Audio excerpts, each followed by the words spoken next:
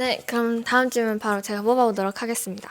네, 이스라엘 옷이 굉장히 불편하네요. 왜 그러세요? 맨날 입는 거 아니었어요? 매일 입지만 입으면 입을수록 불편해지는 아, 그래요? 그런 옷입니다. 네, 다음 질문은 왜 성경에는 예수님이 다시 오시는 날 정확하게 표기하지 않았나요? 라는 질문입니다. 오, 되게 성경에 관한 질문이 또 나왔네요. 짧게 대답하면 사도행전 1장 7절에 때와 기한은 아버지께서 자기 권한에 두셨으니, 그래서 이거는 하나님의 권한이다. 예수님이 짧게 대답해 줬어요. 제자들도 물었거든요. 그래서 이거는 너희들 권한이 아니고 이거 아버지 권한이야. 하나님 권한이야. 그렇게 이제 답을 해주셨고요. 그래서 다시 오시는 날 언제 오는지 우리는 관심이 많은데 이건 하나님 아버지의 권한이야. 이렇게 예수님이 대답을 해줬고, 또 하나 이 질문한 친구의 의도가 뭔지는 모르지만 저도 우리 아들 딸이 있는데 얘네들이 막 장난치고 놀고 싶고 막 마음대로 하고 싶은데, 그런데 이제 그쯤에 제가 어디 나가잖아요. 아빠 오늘 약속 있어서 나갈게. 그러면 꼭 물어본 질문이 아빠 몇 시에 와? 이거예요. 그 의도는 내가 없는 동안에 열심히 성실하게 할 일을 다 해놓겠다가 아니고, 그럴 수도 있겠지만, 네, 그럴 수도 있겠지만 몇 시에 오는지를 알면 난장판을 벌였다가 돌아오기 직전에 내가 짜잔 하고 만나리라, 이런 의도도 있거든요. 그래서 이제 질문한 친구가 어떤 의도로 했는지는 모르지만 예수님이 언제 오시는 날만 알면 나는 정말 경건하게 더 기도하고 더 거룩하게 살고 더 예배드리고 살고 싶을지라도 우리 인간의 본성은 그 날을 알면 그 전날까지 내가 엉망으로 살다가, 우리 회개의 비법 알잖아요. 재림하시기 직전에 예수님의 보혈로 씻어주시고 한 번에 딱, 이런 생각들도 우리 악한 본성 안에 있거든요. 안 가르쳐 주시죠. 언제 오시는지. 그래서 예수님이 언제 오시는지 날짜를 아는 것보다 더 중요한 건 우리 일상을 잘 사는 거예요. 충격적이게도 우리 성경을 보면 예수님 재림할 때 들림을 받아서 예수님을 만나는 그 사람들은 잠을 자다가 한 사람 들림 받아요. 두 사람이 잠을 자다가 한 사람만 들림 받아요. 맷돌 갈다가 한 명만 들림 받아요. 밭에서 일하다가 한 명만 들림 받아요. 이거 뭐냐면 지극히 평범한 일상이에요. 우리 주드로 소들의 밤에 자죠? 그냥 자도 돼. 예수님 오실 때 우리 신자는 들림 받거든요. 그리고 밭에서 열심히 일하는 거예요. 그러다가 들림 받아요. 또 집에서 그냥 가정 일하고 맷돌 갈다가. 그래서 우리 주님이 언제 오는 것보다 더 중요한 것은, 첫 번째 그것은 하나님의 자기 권한이고, 두 번째는 우리는 예수님이 몇 시에 올까 이것보다, 언제 올까 이것보다 우리는 오실 예수님을 믿고 오늘 우리의 일상을 잘 사는 것이 가장 예수님 준비를 잘하는 것이다.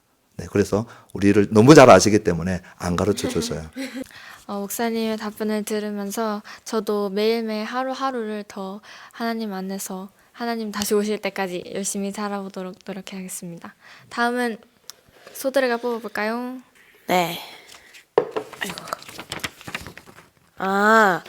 회개에 관한 질문입니다.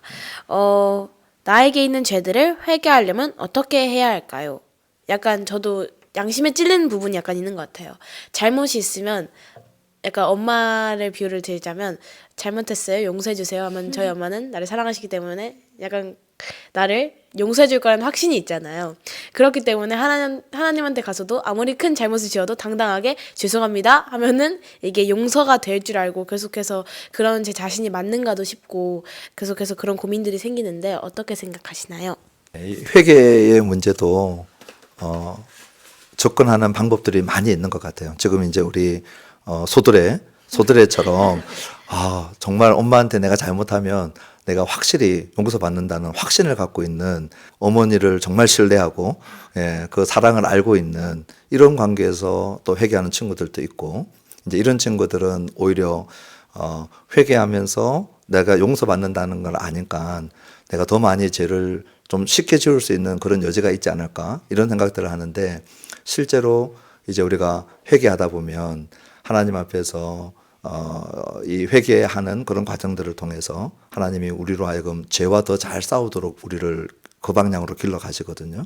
네, 그래서 결과는 의외의 결과가 나온다. 계속 얘기하다 보면 더 자연스럽게 죄를 잘 짓는 게 아니고 회개를 잘하면 하나님이 우리를 죄와 더 잘 사는 방향으로 길러 가시거든요. 그래서 그런 방향의 조언을 해주고 싶고, 저는 이제 이 친구가 어떤 의도로 했는지 모르겠지만 나에게 있는 죄들을 회개하려면 어떻게 해야 될까 했을 때 아까 얘기했던 완벽주의적 기질을 좀 버렸으면 좋겠다 생각을 해요. 나는 다 회개하고 싶은데 혹시 회개하지 못한 죄가 남아있으면 어떻게 되나, 이런 고민들도 회개와 연결이 되어져 있거든요. 그래서 그런 완벽주의적인 회개를 하려고 하는 교만부터 회개해라, 저는 그렇게 얘기하고 싶고요. 하나님이 우리에게 그런 회개를 기계적으로 하나님이 너 9,999개는 회개했는데 왜 나머지 한 개 안 했어? 이렇게 묻지 않거든요. 그래서 저는 이제 유턴 비유를 좀 해주고 싶어요.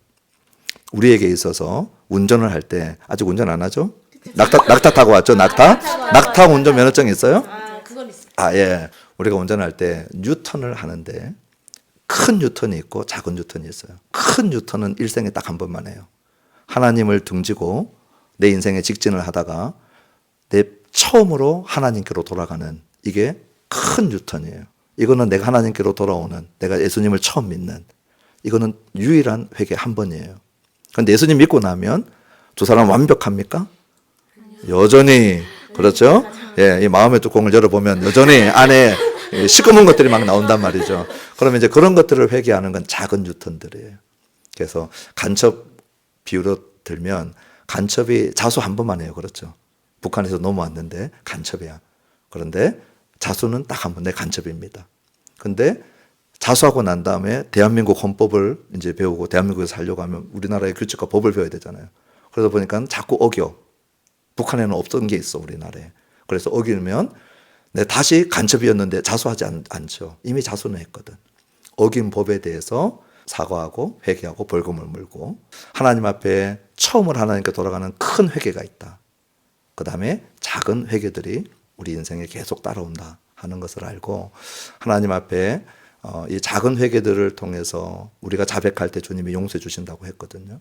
내가 기억나지 않는 죄까지 강박관념 속에서 완벽하게 회개할 거야. 이거는 또 하나의 교만이 될 수 있어요. 그래서 성령님께서 생각나게 하는 죄들, 내가 인식하고 있는 죄들, 그것을 미루지 않고 정말 진정한 마음을 가지고 자백할 때, 우리 주님의 보혈로 씻어달라고 할 때 작은 뉴턴들이 일어나는 거거든요. 그래서 하나님께로 돌아가고 하나님께로 돌아가고 그래서 더 하나님 닮아가고 있는 어느새 내 모습들을 보게 되어서 죄와 더 잘 싸워가는 그런 모습들로 바뀌어집니다. 네, 감사합니다. 다음은 누가 뽑아볼까요? 제가 보겠습니다. 네. 다음 질문은 요즘 많이 이슈가 되고 있는 문제가 나왔는데요. 기독교에서는 동성애를 왜 죄악이라고 규정하고 있나요? 그리고 차별금지법에 다수가 동의하는 이 사회 속에서 우리는 그리스도인으로서 어떤 마음을 가져야 하나요?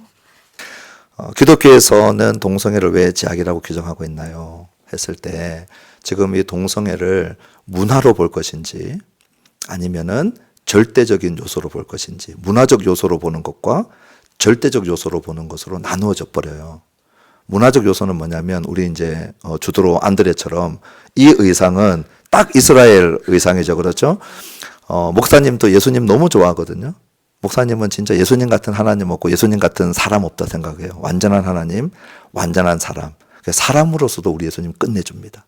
저는 크리스톨로지, 기독론, 예수님의 신성에 대한 강조도 우리가 많이 해야 되지만 지저스 올로지, 예수님의 나사렛 예수, 이 한 사람으로서의 예수님도 엄청 매력적이거든요. 그 예수님을 제가 아무리 좋아해도 제가 오늘 예수님처럼 우리 두 사람처럼 예수님 복장을 안 하고 왔죠. 이건 죄가 아니에요. 왜냐? 문화적인 요소예요. 문화적인 요소는 아무리 어겨도 죄가 안 돼요. 나는 그냥 내 편한 대로 입고 왔거든요. 두 사람은 예수님 많이 닮았네. 문화적인 요소까지, 제자들, 옷까지. 근데 안 입었다고 죄는 안 되는 거죠. 그러나 절대적 요소, 이거는 주로 윤리적 요소인데, 십계명에 예를 들어 살인하지 말라. 살인했어요. 이거는 바로 죄예요.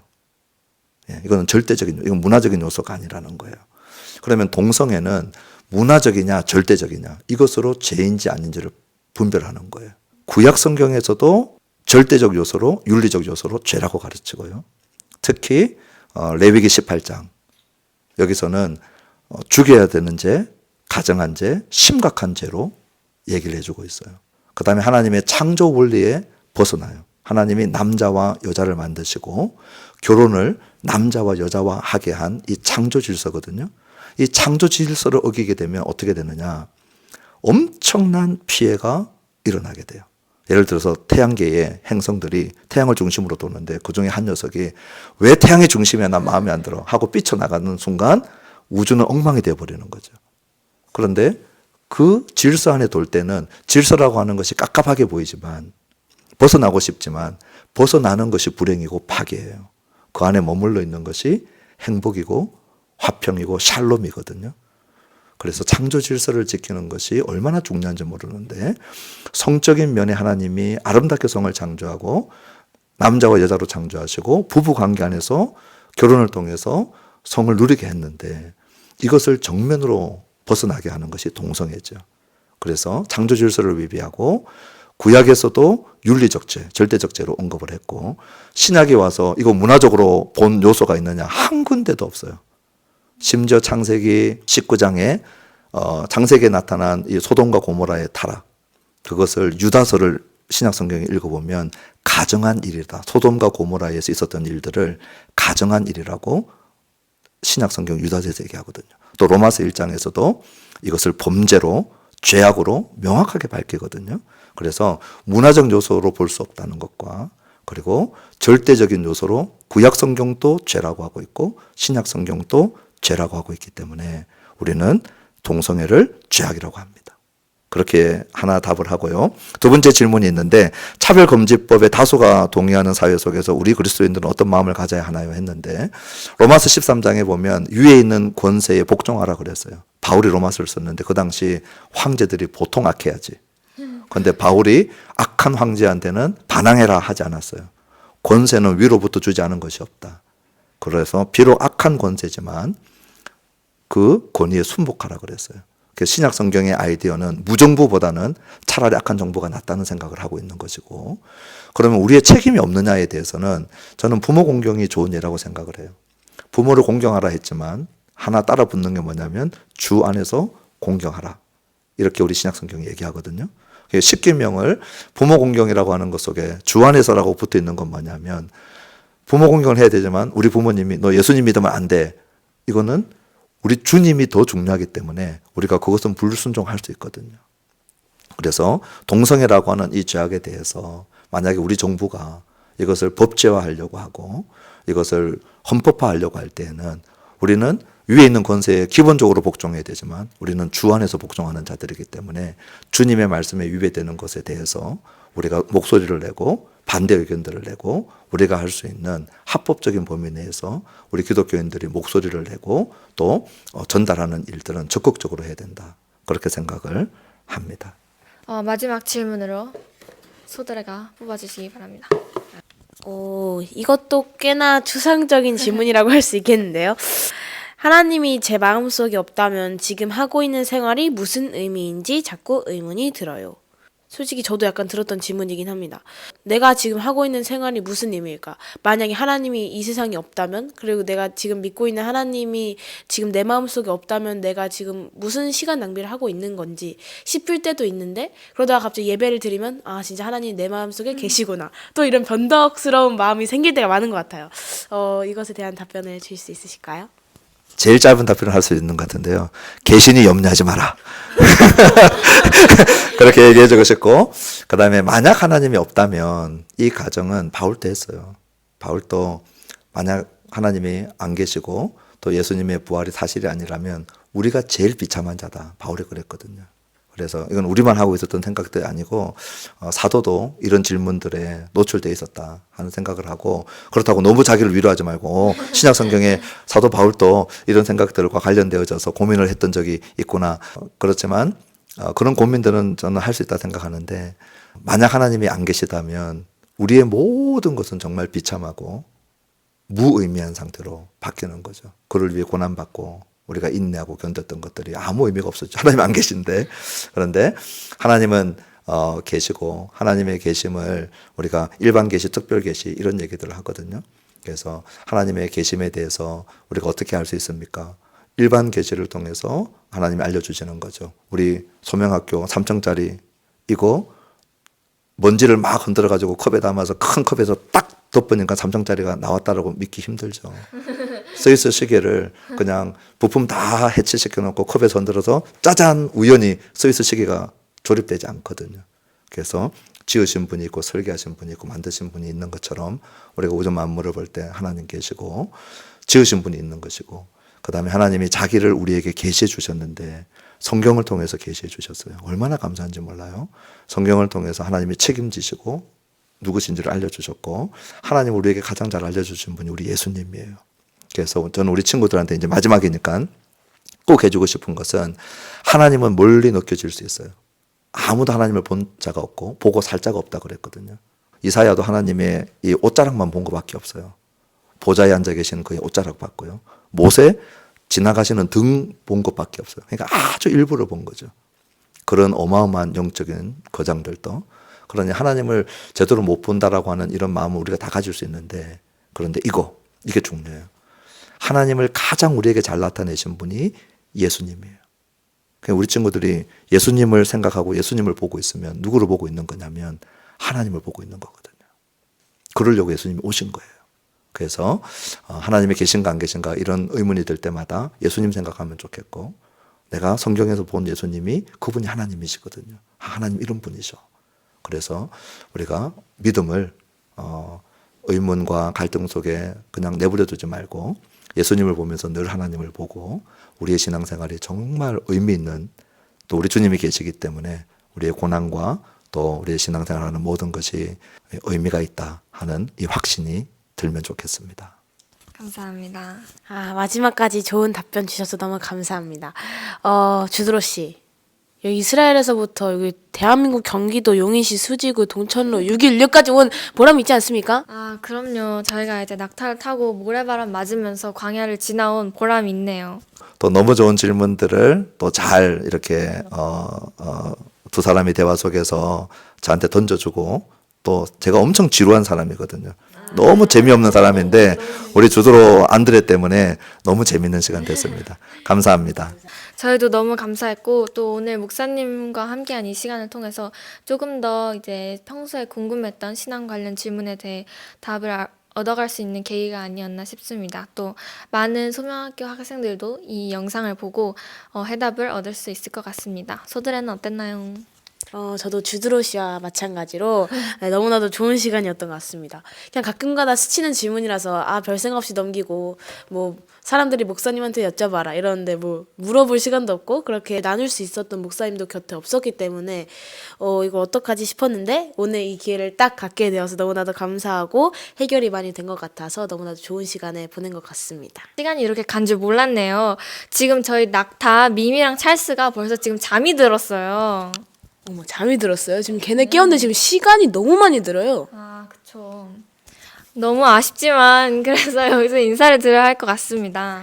네, 오늘 시간 내어주신 정용식 목사님 감사드립니다. 또 시청해주신 분들 감사합니다. 감사합니다. 청소년 신앙 고민에 신학자가 답하다. 목사님 궁금해요. 에소드레 그리고 주도로였습니다. 감사합니다.